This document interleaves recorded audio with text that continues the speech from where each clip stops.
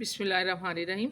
मैंने वो बताया था कि जब black body is heated it emits radiation of all wavelength and when it is in cold state it absorbs the radiations of all wavelength. अब उसमें जितनी भी शॉर्टर वेवलेंथ भी रेडिएशंस हैं, लॉन्गर भी वेवलेंथ की हैं। अब जो कैल्वन था उसने ये वेन डिस्प्लेसमेंट लॉ, कैल्वन ने इसको एक्सप्लेन किया, लेकिन उसके बाद जो है वो वेन ने डिस्प्लेसमेंट लॉ बताया। वो जो था वो शॉर्टर वेव के लिए था, फिर जो लॉन्गर वेवलेंथ थे उसके लिए उसने बताया, स्टीफन ने वैल्यू बताई। तो लेकिन हमें ऐसा मतलब फार्मूला चाहिए था, साइंटिस्ट ट्राई कर रहे थे कि जो कि सारे वेवलेंथ की हमें बताए, जितनी भी रेडिएशन सब के लिए वो वैलिड हो। तो in order to explain experimental energy distribution curve Max Planck introduce this theory. उसके फॉलोइंग पास्टुलेट्स थे। उसका पहला पास्टुलेट ये था कि energy is radiated for black body in the form of packets shape of continuous wave, each packet has definite energy called quanta. यानी जो radiations निकल रही हैं उनकी एनर्जी जो है वो क्या होती है, इन द फॉर्म ऑफ पैकेट्स में, बंडल के फॉर्म में निकल रही है, और उसको हम क्या कहते हैं, क्वांटा, और उसकी एनर्जी है E is equal to H F. H जो है प्लांक्स कांस्टेंट है और एफ जो है वो फ्रीक्वेंसी है। सेकेंड पास्टुलेट ब्लैक बॉडी का ये था कि black body radiates energy which is due to oscillators present in the black body. यानी एनर्जी उस वक्त रिलीज़ होती है जबकि उसके अंदर ऑसिलेट हो रहा है कुछ, यानी अंदर बार बार रिफ्लेक्शन होती है। These oscillators of molecular size, these can be definite energy given by E is equal to NHF।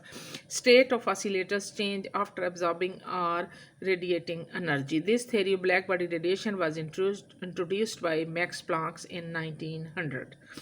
A mathematical formula was derived on the basis of postulates of Planck's theory. The formula describes whole of experimental curve of energy. That's why theory is taken as most modern theory. Electromagnetic theory was failed to explain experimental curve. Maxwell received prize in Nobel prize उसने लिया था in physics में इस quanta की वजह से। उसने कहा कि ये क्वांटा क्या, फोटान है। उसने ये बताया कि matter is not continuous but radiate energy in the form of bundle which is called quanta. Max suggested that the matter is not continuous, it is composed of small particles in case of electromagnetic radiations.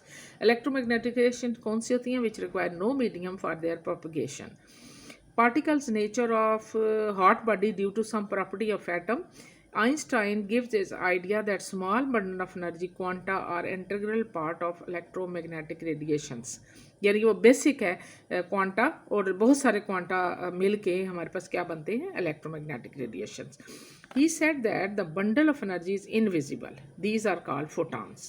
A beam of light with wavelength lambda consists of large number of photons travelling with speed c, यानी velocity of light से move करते हैं। From the theory of relativity energy of photon is E is equal to PC। ठीक है। अब है greatest energy of photon of alpha radiations. It is easily detected by radiation detector, यानी ये इनकी एनर्जी डिटेक्ट की जाती है डिटेक्टर की मदद से। The lowest energy photons are those of radio waves, यानी सबसे लोएस्ट फोटॉन कौन से हैं, उनकी एनर्जी क्या कहलाती है, radio waves, whose energy only 10⁻⁻10 eV। wave property of electromagnetic radiations predominant, and these are detected as continuous waves. Quanta effect and detectable of object of very small size like atom. अब जो electromagnetic radiations हैं, ये 3 ways in which photons interact with matter से photon 3 तरीके से मिलता है, एक फोटो इलेक्ट्रिक इफेक्ट, एक कॉम्पटन इफेक्ट और एक पेयर प्रोडक्शन। अब सबसे पहले हम आज एक ही पढ़ेंगे कि फोटो इलेक्ट्रिक इफेक्ट क्या है। फोटो का मतलब फोटॉन, इलेक्ट्रिसिटी, और अफेक्ट इलेक्ट्रिक इफेक्ट। ठीक है, और जो हमने करंट गुजारी है उससे जो अफेक्ट है, कहता है कि जब हम अल्कलीन मटेरियल जो है वो लाइट को एक्सपोज करेंगे सूटेबल फ्रीक्वेंसी में, तो electrons are emitted from the surface of the metal, this is called photo electric effect. Emitted electrons are called photo electrons. Experimental demonstration जो है, ये डायग्राम ये बनी हुई है, इसमें देखें ये क्या है। एक्स जो है वो एक ट्यूब है जिसके अंदर कैथोड है और एनोड है। ए इज़ वेरिंग वोल्टेज, हमें वोल्टेज जो है वो अप्लाई की गई है। इंस्टेंट लाइट को हम कैथोड पे लाइट डलती है तो वहाँ से फ़ोटो इलेक्ट्रॉन निकलते हैं और वो एनोड की तरफ जाते हैं। तो arrival of photo electron at it indicated the reading in ammeter. Ammeter हमें करंट शो करता है और वो करंट कौन सी कहलाती है, photo electric current. Light of different frequency can be made instant. बहुत सारी डिफरेंट फ्रिक्वेंसी की लाइट ऊपर डाली जाती है। इलेक्ट्रिक करंट स्टॉप्स उस वक्त होती है जब लाइट को हम ऑफ कर देते हैं, ठीक है। This proves that the current is due to photo electric effect, it is called photo electric current. Maximum kinetic energy of photo electrons can be determined by applying reverse voltage. हम इसको reverse अगर कर देंगे, ये देखें यहाँ पर हम पॉजिटिव और नेगेटिव को हम कर देंगे तो क्या होगा, particular electric due to which electron stop हो जाएंगे, वो स्टॉपिंग पोटेंशियल कहलाएगा। और with the help of reverse voltage emitted electron is neutralized to zero by using definition of potential difference. We can write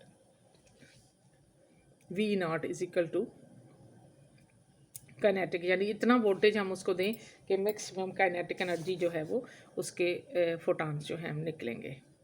अब अगर हम ग्राफ बनाते हैं तो ये देखें वोल्टेज और करंट के दरमियान ग्राफ बनता है। This shape is perform with different frequency of incident rate but same intensities.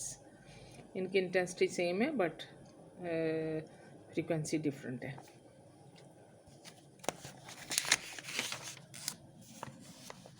अब यहाँ पर आपके पास जो है वो stopping potential is different for different frequency. Stopping potential is directly proportional to frequency of incident.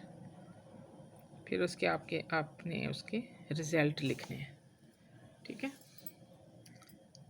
ये ना ज़्यादा लोड नहीं होता इसलिए मैं इसको थोड़ा थोड़ा, ये रिज़ल्ट आप देख लें, मैं आपको ये करवा देती हूँ, ये आप पढ़ लें रिज़ल्ट।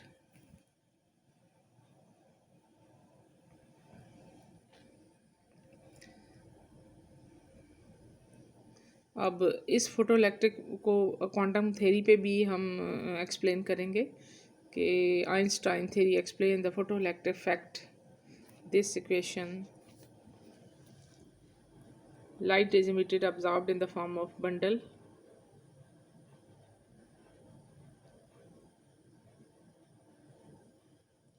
ये देखें,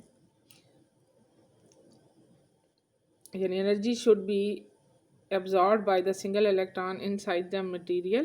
A part of energy is जो इलेक्ट्रॉन कैथोड में ज़्यादा इलेक्ट्रॉन हैं तो जब उनको एनर्जी मिलेगी तो वो दो हिस्सों में डिवाइड करेंगे। एक तो ये है कि इलेक्ट्रॉन जो है वो मेटल सरफेस से निकलने की कोशिश करेगा। This energy used upon two make electron from the metal surface से वो जो फोटो इलेक्ट्रॉन निकलेंगे it is called work function. Remaining energy is present in the form of kinetic energy. उसका काइनेटिक एनर्जी ऑफ इलेक्ट्रॉन होगी ज़्यादा, जिसकी kinetic energy ज़्यादा होगी वही बाहर निकलेंगे। तो HF minus five is equal to kinetic energy. ये आपके पास फार्मूला आ गया, ठीक है। अब यहाँ पर भी this is called Einstein photo electric equation. This equation of these are emitted with maximum possible। ये theoretically है, अगर आपको कोई चीज़ इसमें से ना समझ आए तो फिर आपने मुझे बता देना। ये बस आप पढ़ेंगे तो थोड़ा सा आप समझेंगी। फार्मूले मैंने आपको बता दिए हैं कि कैसे ये एनर्जी निकलेगी। Thank you.